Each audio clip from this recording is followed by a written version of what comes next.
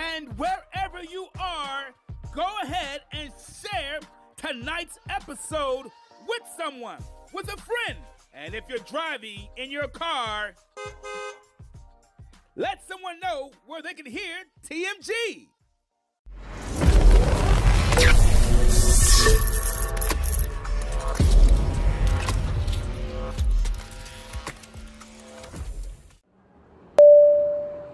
It's time to get on board.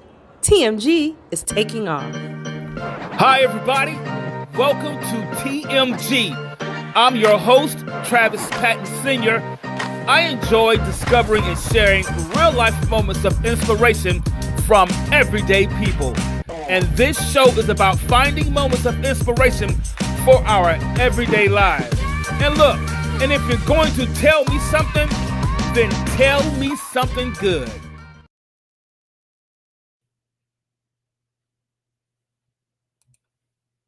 Hi, everybody, and welcome to a brand new episode of TMG.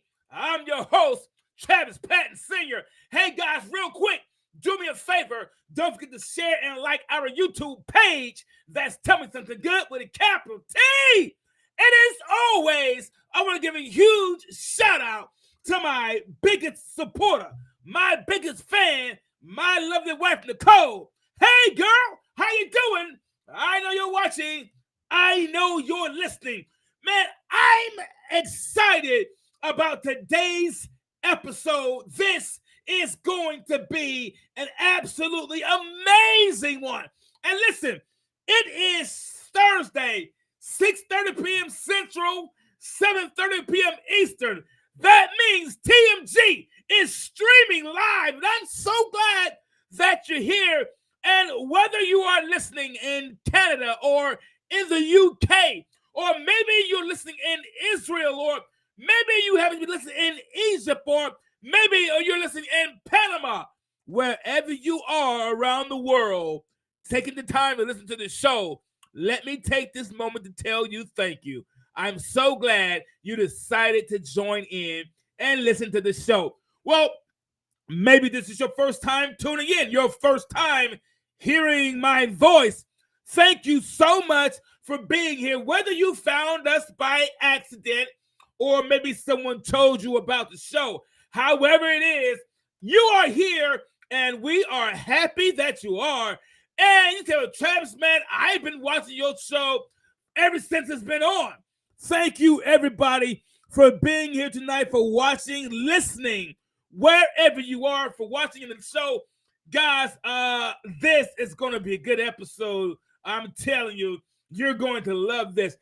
Before we get started, guys, I'm going to dive into some things. Now, everybody knows that this show is all about finding moments of inspiration for our everyday lives. So if you have an inspiring story that you would like to tell and maybe come on the show, drop us an email.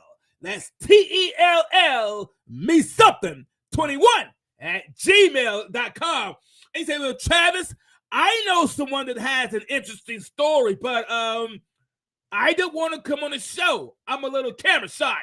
That's okay. You can still drop us that line. Drop us an email at TELL me something 21 at gmail.com.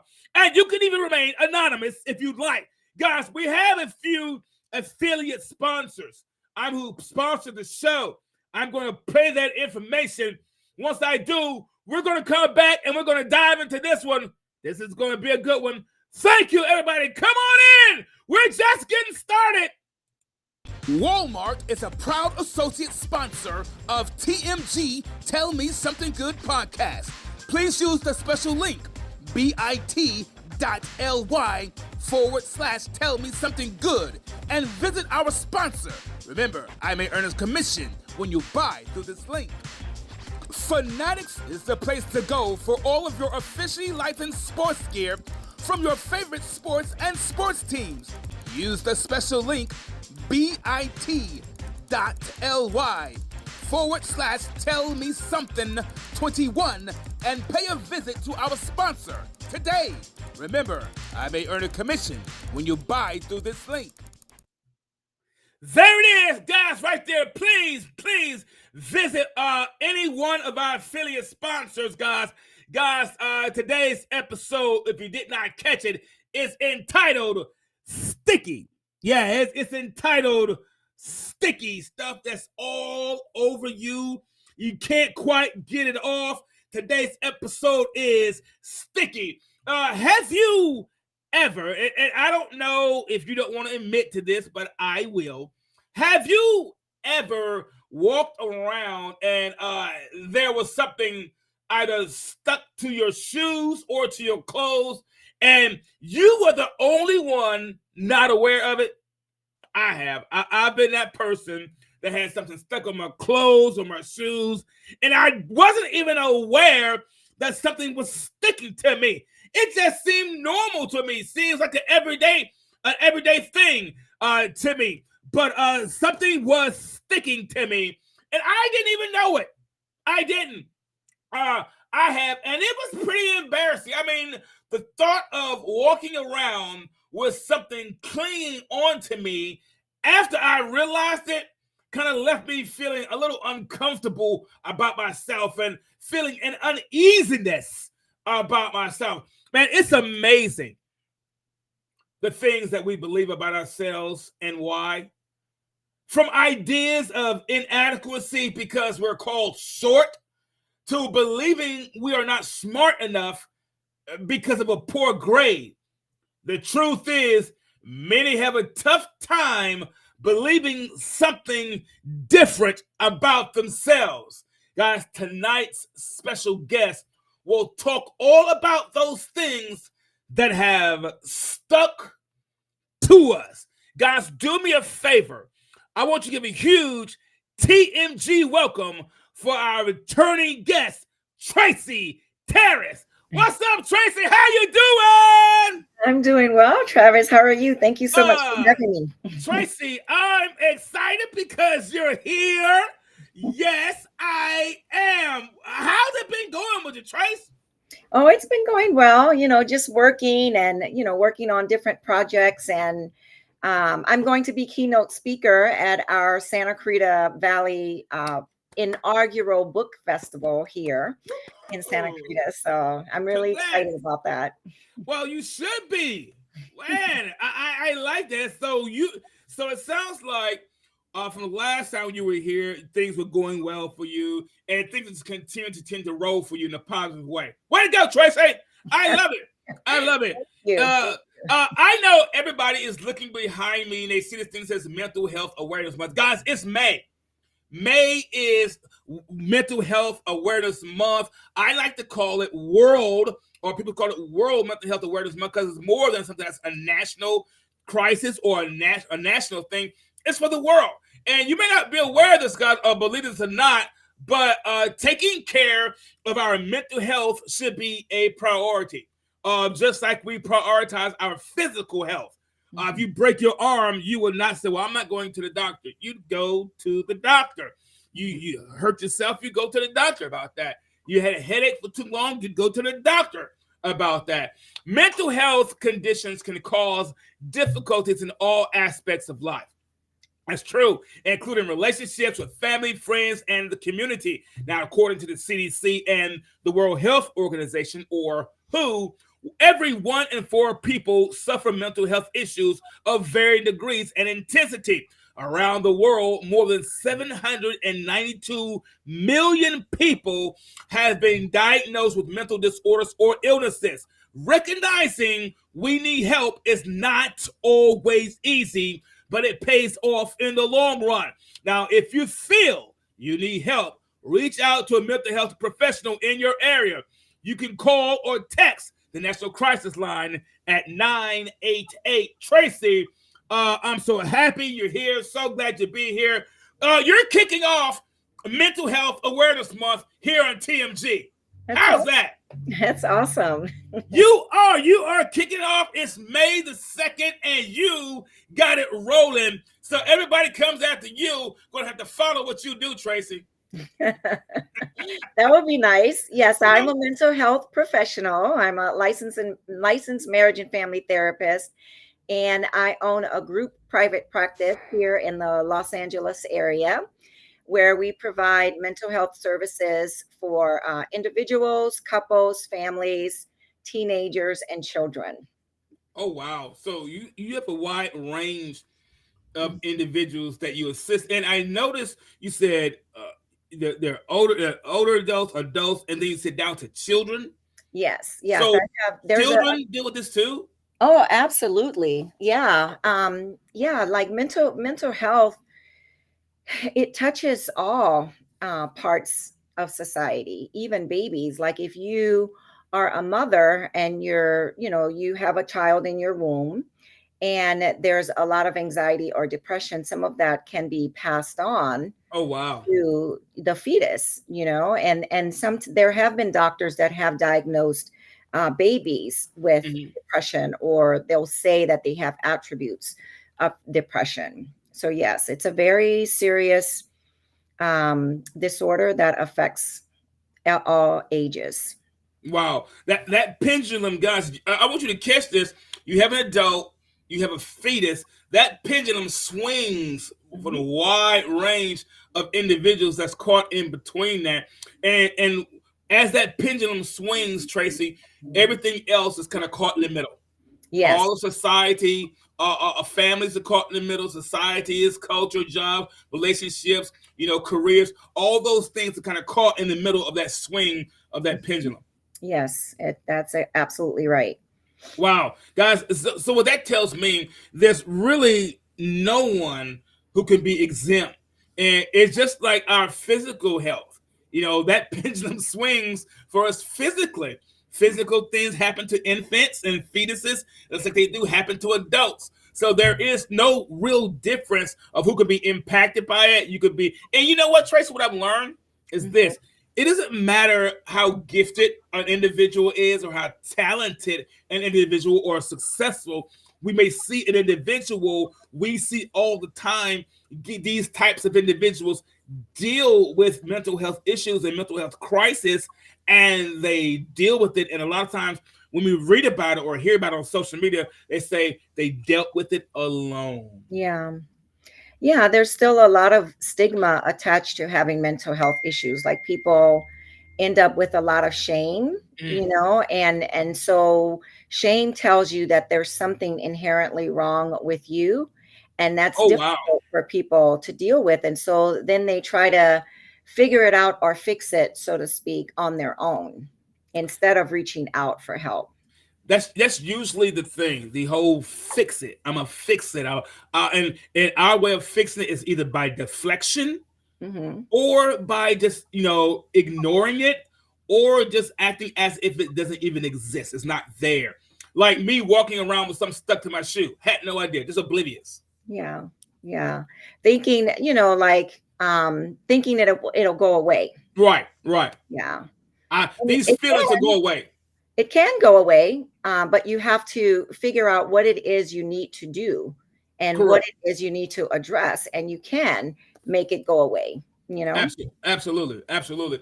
Um, Now you and I was talking, and I read Psychology Today only because I'm weird like that, Tracy. I'm not a psychologist, guys. I am not a psychologist, but it's fascinating to me, uh, studying the mind and how we think, because I have a mind.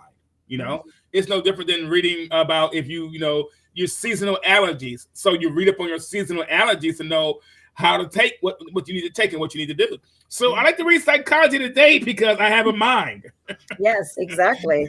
Well, the mind is part of psychology. Like people think psychology is the study of emotions and human. Right, right, And it is, but the original definition of psychology is the study of the soul. So we all have a soul, we all have a body, we all have a spirit, and so the psyche is the one that houses your mind and your emotion. right.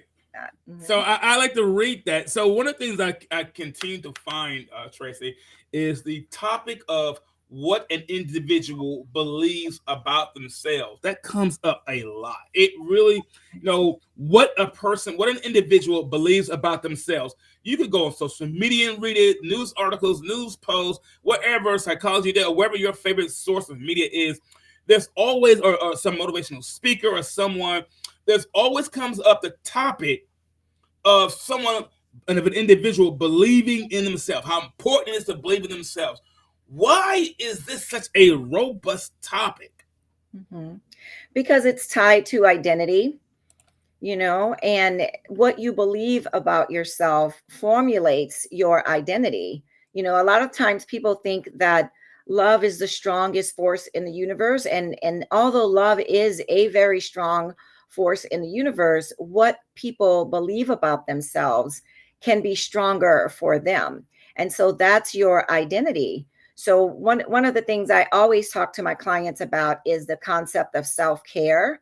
And so a form of self-care is understanding and knowing what you believe about yourself. And what you believe about yourself comes from some of the thoughts, like a lot of the self-talk, whether it's positive or negative, but the thoughts that come up in your mind, it's a form of self-care to pay attention to that, to dispute some of those thoughts if they are negative or if they are causing you to disparage yourself or causing you to feel despair.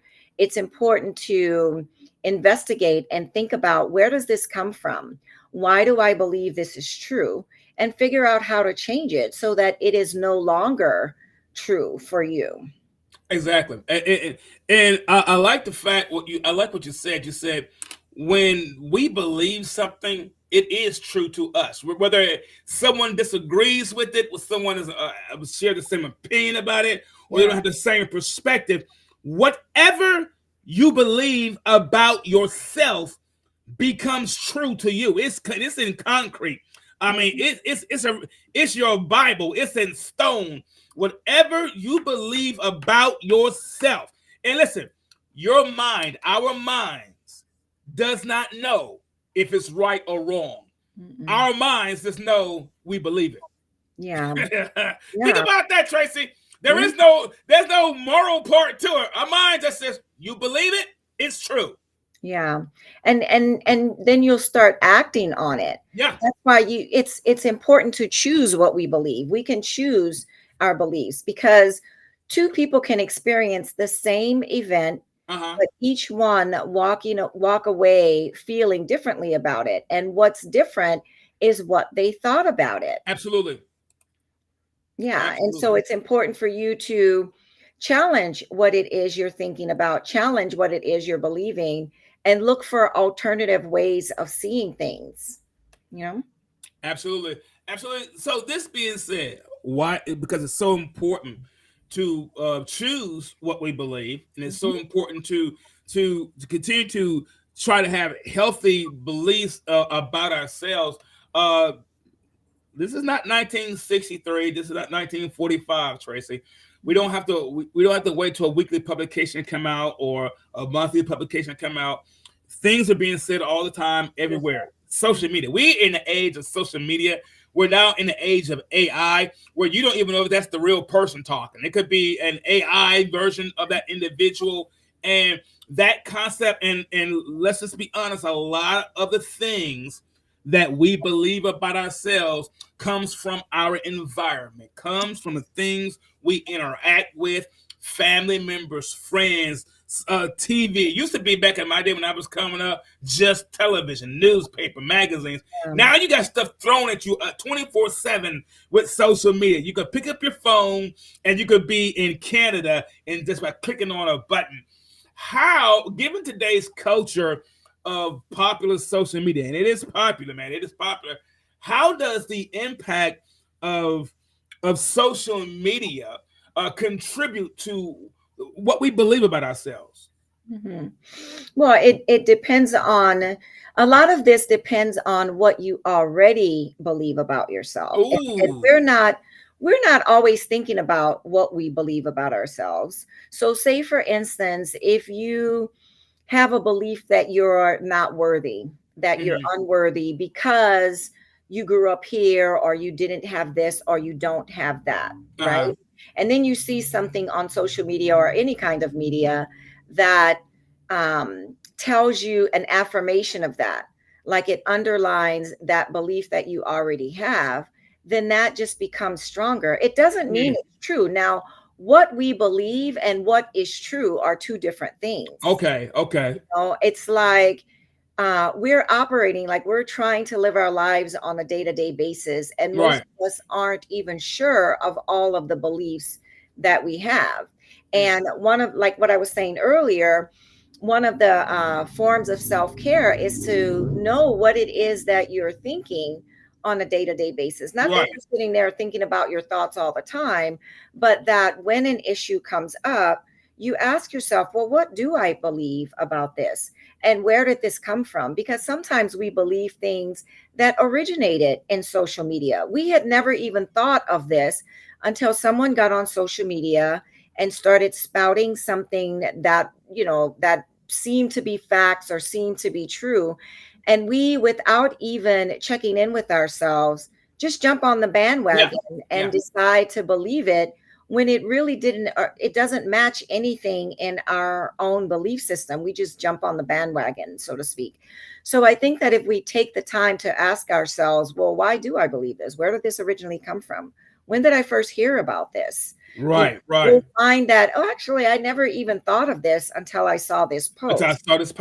And then it doesn't mean that you don't have to believe it, but it does mean that you take time to think through, where do I land and why do I land there?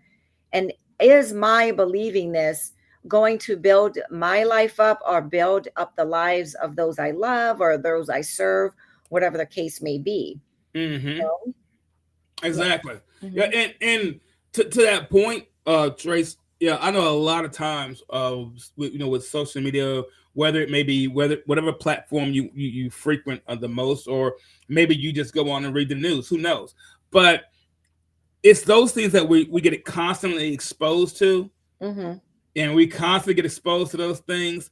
And if I've already believed that about myself, and then I find something that affirms what I believe. And now we're going to get into that, guys. We're going to get into that because it's amazing, Tracy. And you know how our minds, I'm not going to jump ahead. But it's amazing that we believe something about ourselves, and we can read something, just reading the news or just looking at social media for a funny video. Then we all of a sudden will glance at something, and it'll stick to us because it affirms what we already believe about ourselves. And we'll be like, oh, it must be true.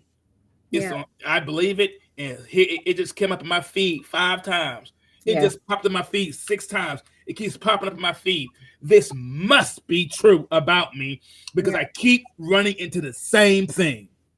Well, there's science behind why you're running into the same thing. There's this thing called algorithm, and the algorithm detects what it is you seek out, and it just keeps giving you the same thing over and over, or things that align with what you already believe. You know, I talk about that in my book in the social media section with regards to how, you know, it's taking like 2 political parties.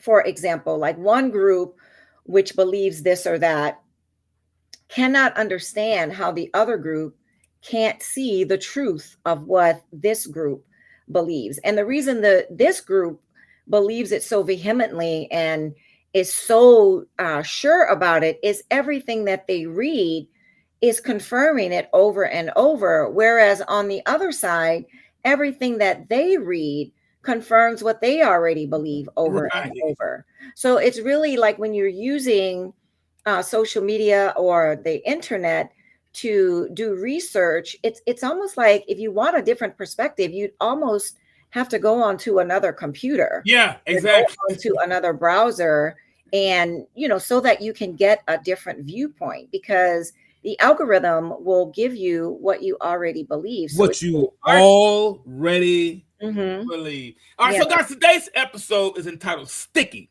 It's entitled Sticky. And I want to give us a working definition. Now, this is not by any means the only definition, but it's the one that we're going to work with today. A working definition for the word sticky is tending to or designed to stick to things on contact. Either tending to or designed to stick to things on contact or covered with something that sticks. Let me give you a picture of an example right here. Yeah. Something that's designed or that's covered with something that sticks. It's designed to stick on contact. Yeah, it's sticky, Tracy. It's sticky. And you talking about how the algorithms, when we're on social media, it keeps coming up. It keeps popping up because we believing it. And it seems to be sticking to us, Tracy. Yeah. You talked about, I heard you talk about this, and I had to get you on a show, and I heard you talk about this. You talked about something called limbic imprinting before, okay? For those who did not see the same video I did, briefly explain what exactly is it, and how do these things, because of limbic imprinting, how do they stick to us? Well, in our brain, there is an area called the limbic system. And so from the time of birth to about 11 or 12 years old, everything that goes into your mind, you accept it as true. Whether it's positive, whether it is actually true or not, you take it in as either a positive or a negative. And so at some point along the line, like something just kind of seals over. And then after around 11 or 12 or somewhere around adolescence, everything that's coming into your mind is looking for a match. So for instance, if you've been told your whole life that you're worthless and you're nothing, when you go out into the world, say in junior high school or high school, and your teachers are telling you that you have value, or you're meeting people that tell you you are smart, you don't believe it, no matter how much evidence there is to the contrary. And the reason you don't believe it is because of limbic imprinting. There's no match in there. And so your mind will reject it, and by the same token, it's like if someone tells you something negative about yourself that you don't, that's not already a match, your mind will reject that too. So it's not about accepting positive and rejecting negative, or rejecting negative and accepting positive. It's about due to the process of limbic imprinting, what is already there. And this information that's coming in, does it find a match? Like I use an example in my book about one of my cousins. Her dad was always calling her a dumb blonde. And he called her that because she had difficulty with math. I mean, this girl is really smart in all kinds of areas, but math was one area that she would have trouble with. And so when I moved to California and I became close with their family, he would call me a dumb blonde. And so I wouldn't receive that. And she once said to me, "How do you do it? The things that my dad tells you would floor me, but it doesn't seem to bother you at all." And I was like, because he's not my dad, and he's crazy. He's crazy if he thinks I'm dumb, because I've always been a good student. I'd always gotten good grades. Teachers have always expressed to me, well done. And so someone coming along telling me that I was dumb, it just didn't match anything I believed about myself with regards to academics or thinking through things. And so I explained that to her, and I told her, you have to figure out how to change what you believe about, because at some point, like something happens or someone tells you something, you take it in, you might not believe it at first, you might just feel hurt about it. But if it keeps happening, eventually you'll believe it. And sometimes you believe it the first time, depending on how young you are, but eventually you believe it, then you make an agreement with it. Oh, wow. And that agreement becomes a stronghold. And once it's a stronghold in your mind, it's almost impossible to get rid of it. And so one of the forms of therapy that I practice is called cognitive behavioral therapy. Mhm. And, for short, it's CBT. And so with CBT, the way CBT works is you identify the beliefs and the narratives that you have in your mind that's causing you distress or keeping you stuck or keeping you from healing and moving forward in your life. And then you challenge them and you change those cognitions. So all of the negatives that are in your mind because of limbic imprinting, the things that you believe about yourself, you have to find a different perspective. What else is true about this, or what else Right. can I think about with regards to this? And you change it from a negative to a positive so that when the positive information is coming in, you can accept that as your new truth. And when the negative comes in that used to align with that positive, then you can reject it. Just like I was rejecting, I wasn't mad at him or anything. Like my uncle Right. call me dumb or whatever. I wasn't mad at him. It just didn't fit. It didn't So fit you. So why get mad? release it. Yeah. Yeah. Why get angry? Trey, let me make sure I got this right, because I had to talk to you face to face on this one. So you're telling me, Tracy, that through limbic imprinting, it's not about good. It's not about good, or it's not about positive or negative. It's about what's coming in the most, what information is coming in the most. So what came in originally. Okay. We believe everything that comes in originally. We don't discriminate when we're young. Oh, wow. Yeah. That's right. So you can tell, a parent can tell a child, you're horrible, you're not smart, or any negative thing. And that child will believe that as they grow up. At a certain point, it sticks and remains with them, and they will begin to seek out a match that fits what was said. So they could be in a room where people can be saying everything positive about them, everything opposite of what was told, and they won't even accept it. Yeah. It's like the algorithm. It's like your mind is seeking out what is usual or what you already. Yeah. So you could take a brilliant young man but because he never felt good enough for his father or whatever, it's really hard for him to believe. Like, he has evidence, he gets accolades at work, and he's told by his peers and his colleagues, but it's really hard. And he might be able to accept the compliment, but it's really hard because there's no match. So that person would have to engage in a cognitive restructuring process to get rid of those things about himself. That was I was going to ask. Is there something that we can do to change or say reverse this limbic imprinting done? Yeah, the quickest way and the deepest way is to go and talk to a therapist, and get some tools for that. But even if you don't go and see a therapist, one of the ways that you can do it is journaling. Okay. And having a journaling process where you're digging into yourself and investigating what are the thoughts that hang out in my mind all the time, and ones that I'm aware of, but also ones that I'm not aware of.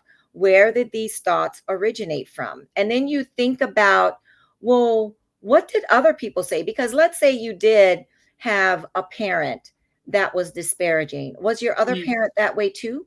Probably not. Were your grandparents that way? What did they say about you? Right.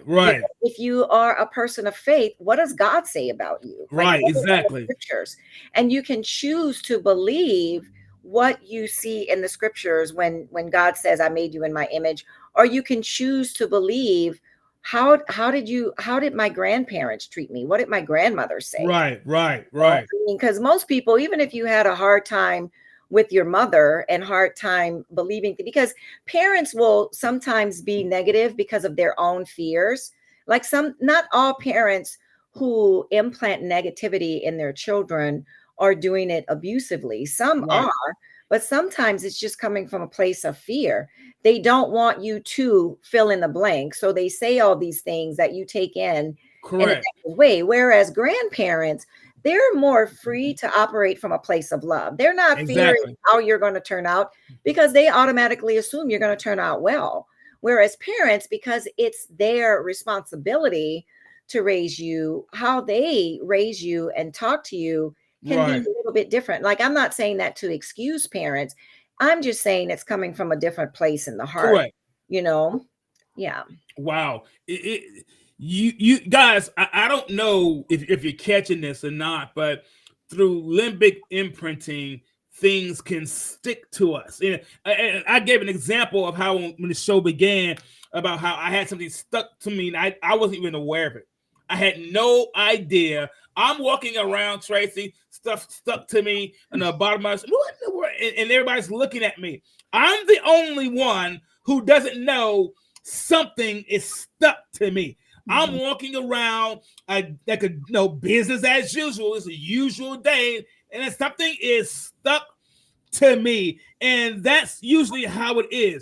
We walk around in everyday life, and we think every day's normal. It looks normal to us. It looks regular to us, but it's something that's still stuck to us. We have a bad attitude quicker. We don't know why. We got a bad attitude, but we don't think it's a bad attitude. Yeah. We think it's just business as usual. Everybody else can see what's stuck to us, but we can't see it.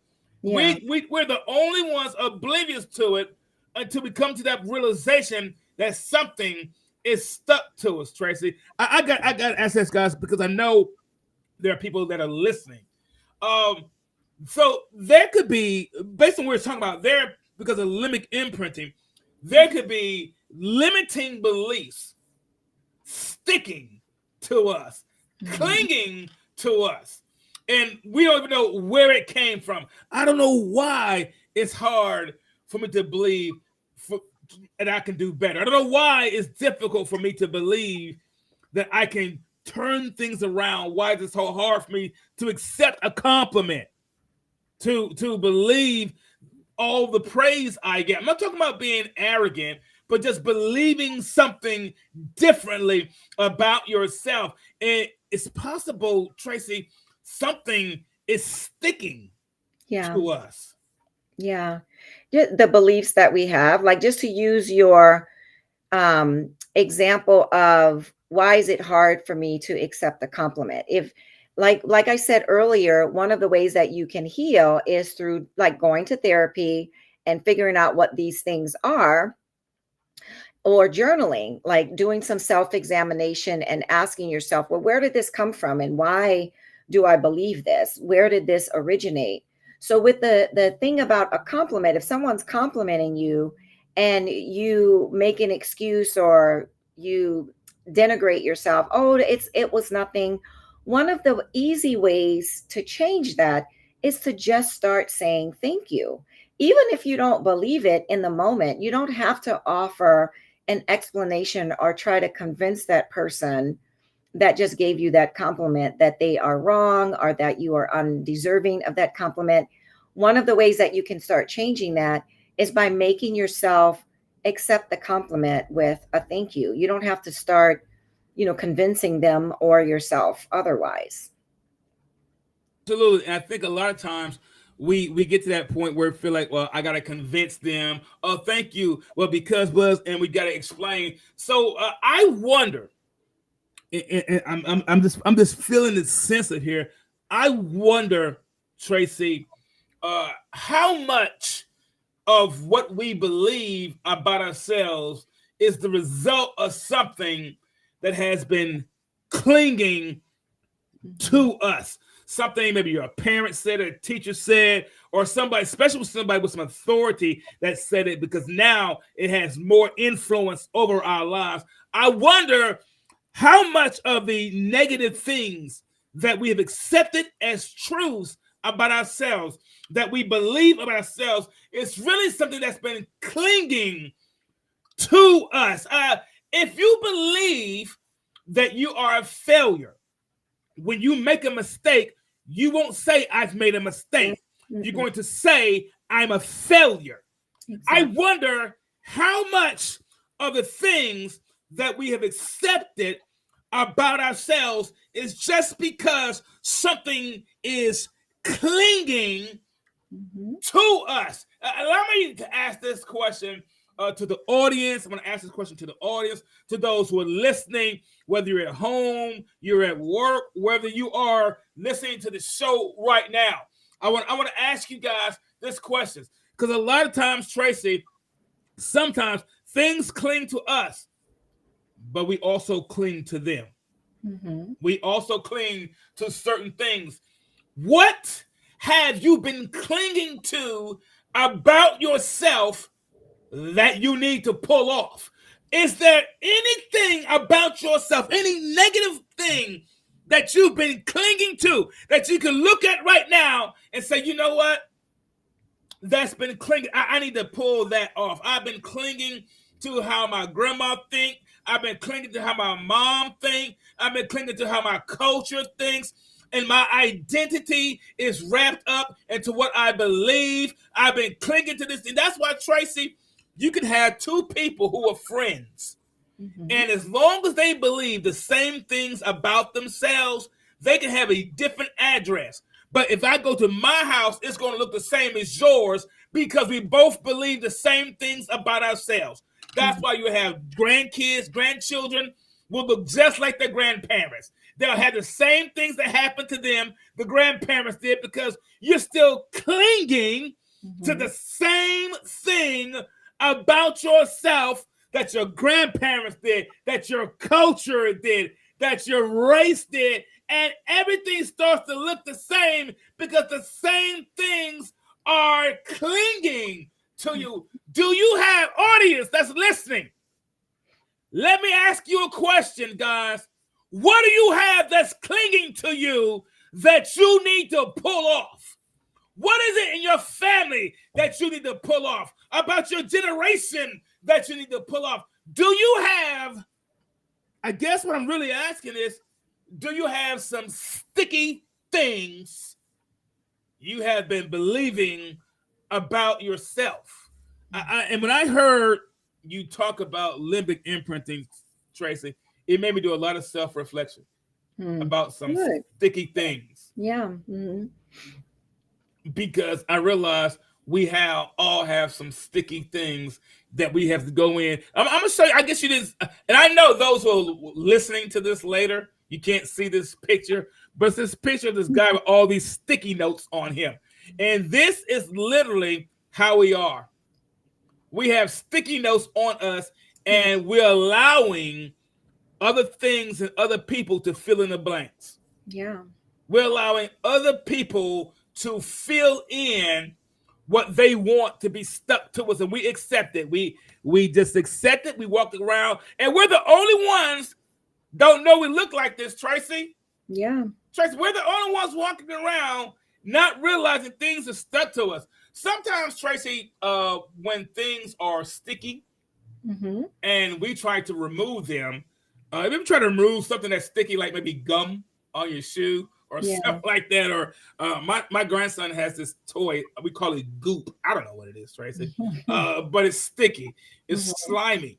And when you try to get it off one hand, it gets on the other hand. You try to peel it off here. The more you try to get it off, it seems to be sticking everywhere. You literally have to do like this, to try to remove it. So sometimes when things are sticky and we try to remove them, it gets on everything else. It gets everywhere. We try to remove it over here in our relationship, and it gets in our career. We try to remove it out of career, and it gets in our finances. So when we try to remove the things, it seems to get on everything else. How much of what we believe about ourselves impacts the other things we want to do and try in life? Well, that's why you have to start with identity. Like, I like that picture that you put up, because you see all those Post-its on this guy. You can't even see the guy. It's like he's covered. You can see his eyes, but you can't really see all of his features. The things that we believe, one of the reasons it's hard to change it is because we take that as our identity. It is not our identity. It's a bunch of beliefs that we've gathered over time, and a bunch of things that that people have told us, or that experiences have told us, and we've come to conclusions about ourselves. So where you start, like the reason it's like it gets into other areas of your life is because if this is your identity, if you think that this is your true identity, no matter where you go, whether it's in your own home, whether it's with friends, whether it's at work, no matter where you go, there you are. And so where you have to start is by figuring out what is your true identity, not all of this stuff that you assumed about yourself or that you were told about yourself. What I like about the sticky notes on the guy, like you said, people, we allow people to write, in what their thoughts are about us, or we allow people to define us. If you look at those sticky notes, you can peel them off. And that's where therapy comes in. That's where journaling comes in. That's where self-reflection comes in. And you can peel those things off to discover, who am I really? Who was I originally intended to be? Who was I originally created to be? And where did these, because a lot of what we call our identity is really just lies or Say that. things that were thrown on us, maybe most often from our family of origin. A lot of families will say, this is who we are, and this is the party line that you have to carry. Like, how dare you step outside and do something different or be, something different? But you are different. Like, we each have our own identity. We may be part of a family or part of a group, and we are part of that family and part of that group, but we have our own identity. So one of the reasons why it's hard, it's not because people keep telling us, like people are just confirming or affirming what we already believe. We have to change. That's right. What we believe about ourselves. We have to peel off all of those, descriptors that other people stuck on us with those sticky notes. And, there's different things that you can do, either through therapy, journaling, prayer, checking the scriptures, things of that nature, where you don't have to be stuck with this stuff. That was my very next thing I was going to ask. What can we do to try to help, remove some of these sticky thoughts? It would be journaling, would be prayer is your thing, meditation, or whatever it is. We have to, Tracy, it sounds like what we have to do is we all start off like this because we accept what people say. We accept it as true. But we have to be here's the thing. We have to be the ones to pull it off. We have to be the one to peel these off. We can't wait. You go to a therapist, the therapist hands us the tools to say, you can peel this off. We don't have to walk around looking like that. And we don't realize, but Tracy, that's what we really look like. Yeah. We really look, if we had a way to see ourselves, that's how we look. We are walking around with sticky notes on us, things stuck to us, and we believe it is true. And I'm like you, a lot of the things I believed about myself, Tracy, they weren't even true. Yeah. They weren't even true. They just weren't even close to being. And listen to me, everybody that's watching, everybody that's listening, I guarantee you that there are a lot of things that you are believing about yourself right now that said you couldn't be, you don't measure up, you'll never be, you won't measure up, you're either this or you won't be that. I guarantee you it's not true. Right now, you walking around with a few sticky notes on you and someone else has filled in your blanks. Pull them off. Yeah. Pull them off. Tracy, you see how sad that guy's eyes are? Look at him. Look at him. Yeah. He has no idea. When you first put that up, I just thought, oh, because a lot of people do walk around like that, like just with all of this stuff that's stuck to them. That's not, it wasn't put there in the original design. Like you are not that original design. And one of the easy ways, and you don't have to go to a therapist for this, is to identify a belief that you have, identify where it came from or who it came from, and then identify when someone said the opposite. So like Exactly. if your big brother was always calling you a dummy, but then you always had good grades, or your teachers were always, tune into what that teacher said. Like change the channel of your mind. Like we just get stuck on just like I grew up with records, where you put it on. I mean, they're new now, like they're not new, but they're coming back now where people put up vinyls. And when the record was scratched, you would hear the same thing over and over again. And our mind will do that. Like our minds will do that, where we just get stuck in the groove. And Absolutely. so, and just skip, it just keeps skipping and skipping, and we hear the same thing over and over. But if you put it on another track, put it on another channel to find out Come what on. else was said to me in this area, and then you choose to tune into that instead of the other thing that's been harming your identity. Man, did you hear what she said, guys?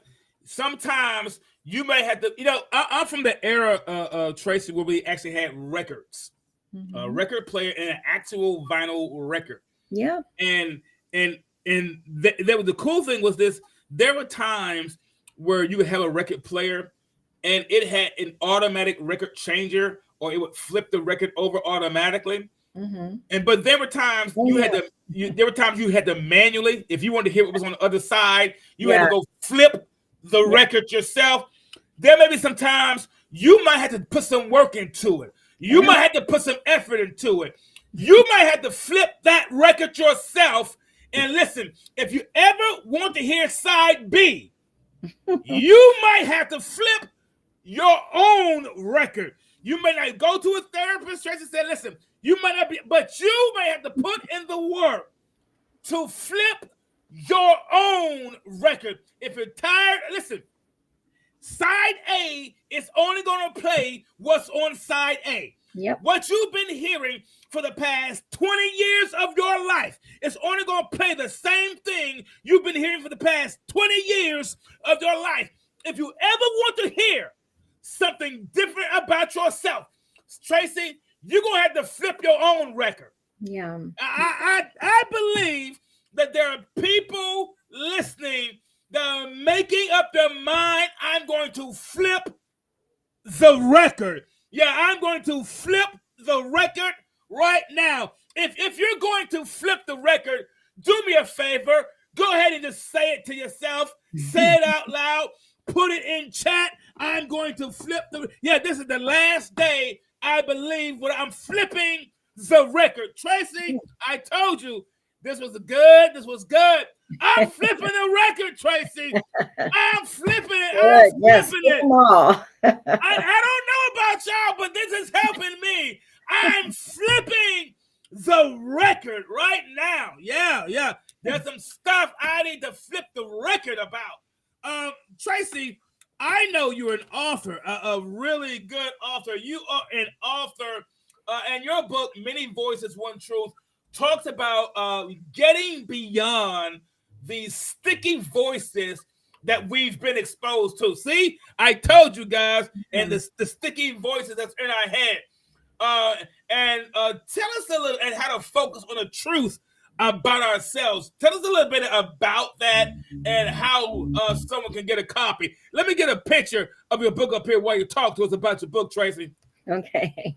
Well, it's called Many Voices, One Truth. And in it, I talk about how there's all of these different voices competing for our attention. And I discuss differences between the different voices and how people can tell which one is at play at any given moment. And then I use therapy, meditation, and prayer practices to teach the reader how to flip, how to change the channel, so to speak. Like I use the analogy of network stations that I grew up with, because we didn't have 50 million channels. We did have cable. I'm not that ancient. We did have cable, but in my household, we didn't have cable. I mean, cable existed, but in my household, we didn't have cable. We only had ABC, CBS, NBC, and PBS. And so if we were watching television, it was probably one of those stations. And in our minds, we have different stations like that compete for our attention, just like the networks do. And so you can find the book on Amazon. Amazon recently turned it into an Audible book. So it's available on Audible if you want to listen to it that way. I think it's free if you try an Audible for a month. But it's also available in paperback and hard copy. You can also get it at Barnes and Noble, different places online. It's available on Kindle and things like that as well. Guys, it is an amazing book. Tracy, you did your thing with it. It is great. We have a copy, and I like it. So awesome job. But again, guys, it teaches us all those wonderful things. Tracy, I can't thank you enough for being here today. I really can't. I can't thank you enough. I know my audience can't thank you enough for sharing. Again, guys, a lot of us are walking around victims of limbic imprinting. Tracy, a lot of us are walking around like this guy, and I can't believe it. This guy right here, look at his eyes. He has no clue. He's walking around clueless, and we have all of these things stuck to him. Tracy, thank you so much for being a part of the show today. You know this will not be the last time you're here. Thank you for kicking off Mental Health Awareness Month with us. I really appreciate that. Guys, I gotta say this. So I get ready to get out of here real quick. Let me just do this real quick. I'm gonna leave you on, Trace. There we go. So guys, the products they make to help remove sticky things works by dissolving what is causing the thing to stick. Yeah. I don't know what's causing the negative words and the negative belief to stick to you, but dissolve it. I don't know what trauma that may have occurred, or what bad news you got, or what email you had, or what post you saw on social media, but dissolve it. Listen, but whatever it is that's causing it to stick to you, whatever it is that's causing you to walk around and being sticky, dissolve it. Whatever that has been sticking to you for the past 30 years, it's time to dissolve it. Listen, it may have been something that happened 30 years ago or 30 minutes ago, but this is where we make up our minds. Tracy, I'm going to dissolve it. Yeah, I'm going to dissolve it, Tracy. I'm leaving here with that stuff off me. I'm not going to let that stuff stick to me. Not like that again. Yeah. Now I'm dissolving it. Guys, I got to get out of here. But as always, it's been a real blast. Listen, don't forget to visit our YouTube page. That's Tell Me Something Good with a capital T. And as always, you can stream your favorite episodes, guys, on your favorite listening platforms like Apple Podcasts, Spotify, Google Podcasts, iHeartRadio, and so many more. And be right here, guys, every week, 6:30 p.m. Central, 7:30 p.m. Eastern, to listen to the show. We got to get out of here, but as always, imparting, if you're going to tell me something, then tell me something good. I'm out of here. We got to go. Peace out.